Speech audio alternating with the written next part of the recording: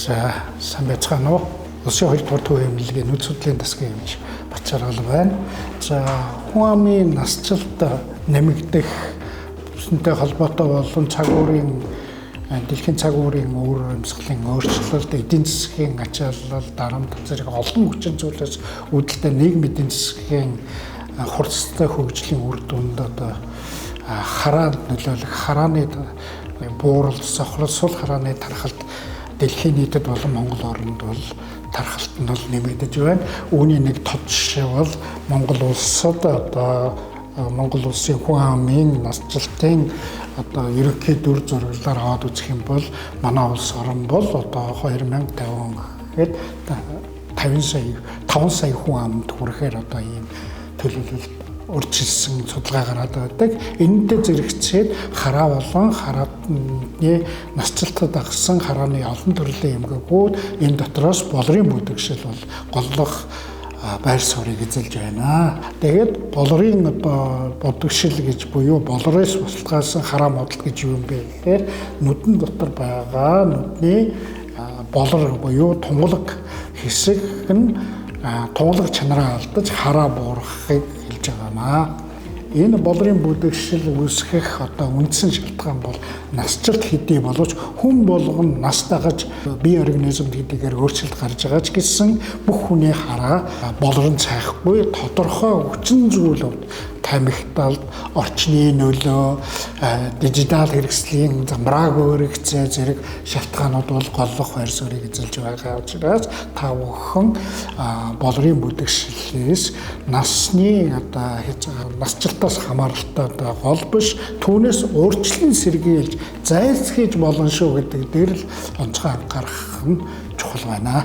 Болор цах өвчлөлийн хамгийн гол шинж тэмдэг бол ерөөсөө хараа муудах буюу хол ойрын хараа муудах. Хүмүүс ерөөсөө хамгийн гол амбулаторийн үзлэг дээр ирдэг хамгийн гол зөвөр нь бол хараа бүрлзээд байна. Энэ бүрлзэж байгаа шалтгаан нь өөрөөр хэлбэл цаг уурын өдөр орой бүхэл цаг нөхцөлд миний хараа бүрлзээд байна гэж ингэж ирдэг. Хараа бүрлзэж байгаа нь бол энгийн тод зай харагдаж байгаа зүйл нь ойрдооч харахтаа, холдооч харахтаа бүрлздэг. Хоёр нүдэндээ ижилхэн бүрлздэг. Энэ хараа бүрлзэж байгаагаа буюу тод зай хардаг үйл ажиллагаа маань ааж муудаад байна гэсэн ийм гол зөвөртэй ирдэг. Ингээд шалгаад үзэхлээр харах үйл ажиллагааны харааны чадал нь тодорхой хуваар буурсан байдаг.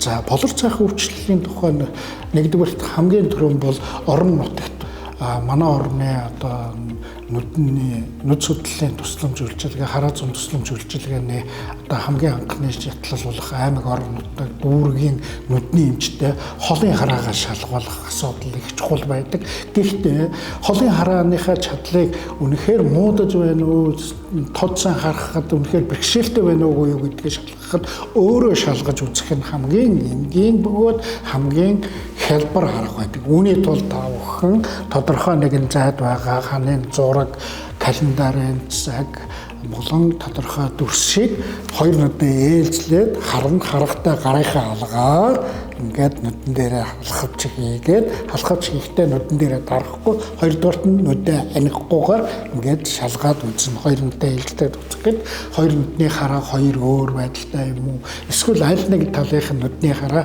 нөгөө нүднээсээ өөр сул харж явах юм бол даруй нүдний эмчид очиж үзүүлэх нь танд хамгийн чухал энгийн бөгөөд хэрэгжилж ялах арга юм аа.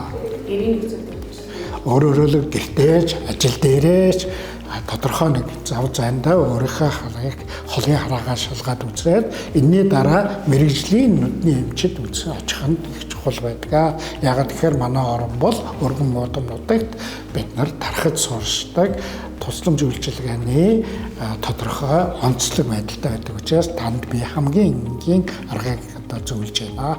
Болор цах өвчлөл буюу нүдний болрын бүдэгшил нь бол тодорхой үе шаттай явдаг. Ихэнх үе хөгжиж байгаа үе, бүрэн төгс усарсан үе болон сүүлийн төгсгөл үе гэх мэтлэнгээр явагддаг. Энэ үе шатуудад нь тодорхой хэмжээний эмийн болон мэдцэлийн эмчилгээ хийдэг. Гэхдээ одоо сүүлийн үед бол ерөөсөө эмийн эмчилгээ бол тийм үр дүнтэй гэдэг нь бол тодорхой биш батлагдахгүй байгаа. Яагаад гэвэл энэ болрын бүдэгшил буюу тодорхой болрын бүтцэд байгаа уургийн тунгалаг чанараа алдах байдлаас хамаараад бүдэгшил нь эргэж нөхөгддөггүй денатрац буюу уургийн бүдэгшилд ордог учраас энд бол эмийн эмчилгээ үр дүнгүй, харин өдөр тутмын үйл ажиллагаа амьдралын чанарт нь нөлөөлөд эхлэх үед нь мэдцэлийн үйл ажиллагаа буюу харах чадлынх нь чадвар нь муудаад ирэхэд нь 50%-аас доош буураад ирэхэд нь болрын мэдцэлийг хийж эхэлж байгаа. Ерөөсөө хүн амд одоо тусламж үйлчилгээний хамгийн гол арга бол эмчилгээний арга бол болор солих мэдцэл байна. За болрын солих мэдцэлийг хийх хэд бол хоёр зүйлийг онцгой анхаарах хэрэгтэй. Нэгдүгээрт нь тухайн өөрийнхөө нүдний болор солих мэдцэл хийхдээ сонгож байгаа болрынхаа талаар мэдээлэл авах нь их чухал. Өөрөөр хэлбэл та зөвхөн холын хараа сайжруулах мэдцэл болрыг юм уу эсвэл хол ойрынхыг салгадаг хоёр харааны чадaltaй юм уу эсвэл мөлт буюу олон буюу гурван хол дундих ойрын харааны чадлыг сэргээх юм болрын мэдцлүүдийг химэл болруудыг сонгох тухай мэдээлэл нэгдүгээр авах хэрэгтэй. Өөрөөр хэлбэл тодорхой одоо судалгааны ажил хэрэгэлдэг мөн одоо орон нутагт одоо өөрийн мэрэгжлээсээ шалтгаалсан одоо болрын мэдцлүүдийг хийхдээ химэл болроо сонголт авах мэдээлэл бол нэгдүгээр их чухал байдаг.